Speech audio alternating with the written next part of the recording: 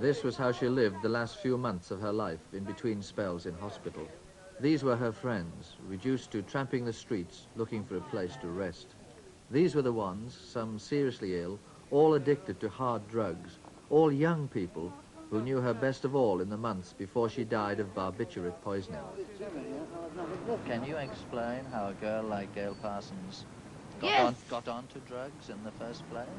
She got on the drugs the same way as we all did. What's that? Looking for kids, I suppose. Looking for the filth of this world, that's all. The filth of this world, getting away from it. But what kind of a life is this? I mean, sitting here on the pavement, or you're down in the toilets, or you're hanging about Piccadilly Circus. Gale did all of this. Yeah, well, Gale was in hospital for quite a while before she died, you see, you know? But Gale did this. She used to come out of hospital and come up here and hang about all day and go back to the hospital the last thing at night, you know, really sort of in a bad way, you know, through barbiturates. And the hospital knew it, and there's so many people coming out of hospitals, you know, in the daytime and going back in a state at night. And they come out the next morning, you know? And that was Gale's life, you know, for a long time before she died. She was discharged by the hospital, just at a moment's notice. And she rang me up and said she was going to be discharged, and she was terrified. She was absolutely terrified. She rang up 3 times on the night that they told her she was going, simply terrified, and apologizing for getting me out of bed and saying, I can't settle. What was she terrified of? Well, she was terrified of going out. She kept saying to me, you know I won't be able to manage. You know I can't live in a flat. You know I can't live in a flat on my own. It was a death warrant to put her out into society at that point. She wasn't ready to go out. Ready or not, Gale was discharged from hospital, and the authorities found her a bed-sitter above a shop in sprawling South London, miles from anyone she knew. One night, under the influence of drugs, she couldn't have known what she was doing. She set fire to her clothing and the flat.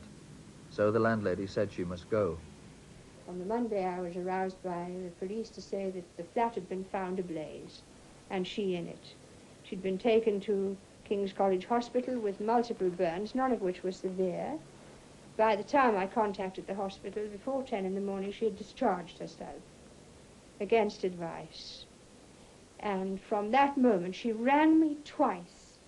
Each time she rang me during the night, about 3 in the morning. And the first time I answered the phone, said, is that Gale? And she said, yes. Where are you? I'm in the Dilly, and I'm high.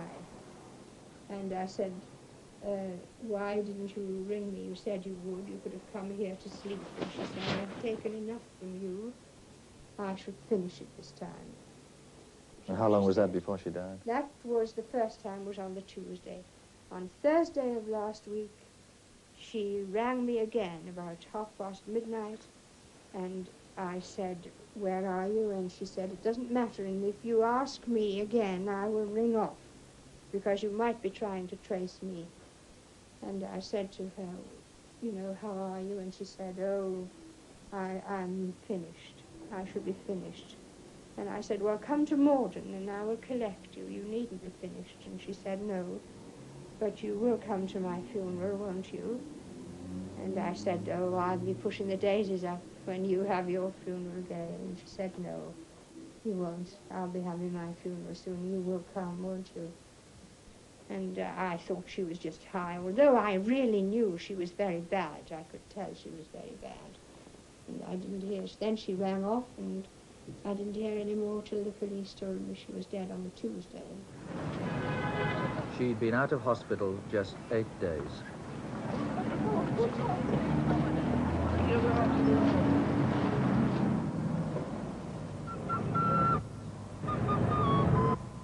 When the police arrived, her body was huddled in this armchair. She'd put a blanket round her legs for warmth. Janet Bruton was one of the other addicts who invited Gale to share the basement hovel in which she died. So next thing in the morning, Richie found her. You know, I told Richie to wait till up.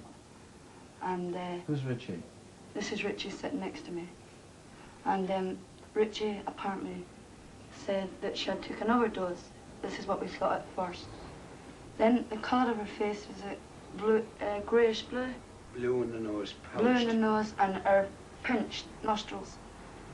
And I was shaking her, and Chris my boyfriend over there, turned around and said that, leave her alone, she's dead. Which I didn't believe, you know, I couldn't believe it.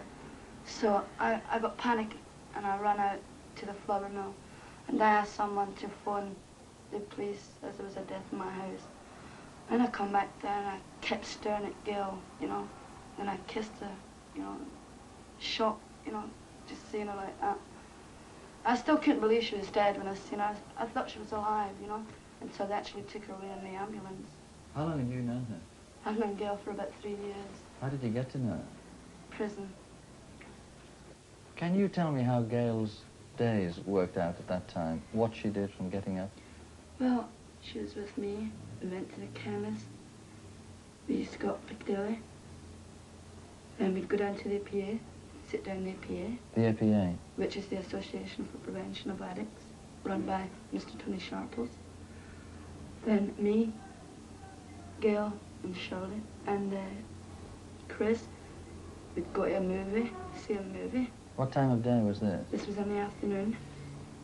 We'd come back here at night, how in Las Vegas, use some barbiturates, go to bed, wake up.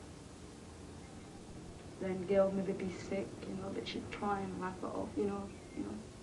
Janet thought she knew everything about Gale, but there was one thing she didn't learn about until after Gale's death.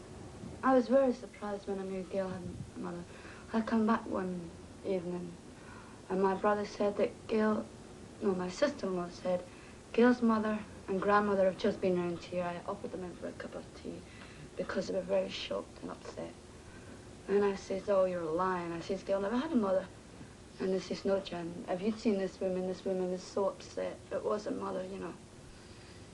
And she says she'd just been down to the mortuary to see Gale and so I says, that's funny. I says, Gale always told me she was an orphanage. We should have had the means, either here or elsewhere within the service, to be able to help Gale without rejecting her. She desperately needed somebody who wasn't going to. And this means different kinds of provision. She was, in fact, free to do as she liked when she left here. Well, she wasn't free when she went to the approved school, but as she moved out into society and as she was discharged from the various institutions, from prison, from Boston and so on, yes, she was a free agent. And in other words, she was free to kill herself. She was free to go on the dilly, she was free to go on the drugs, and short of stopping her in some way, she was free to die.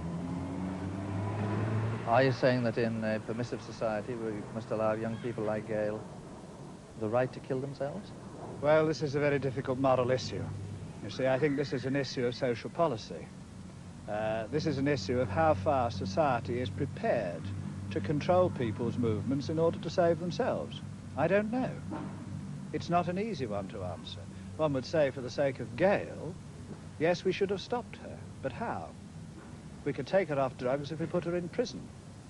But if we put her in prison, we're merely teaching her to live in an enclosed institution. And maybe this is the only place in which she could have survived.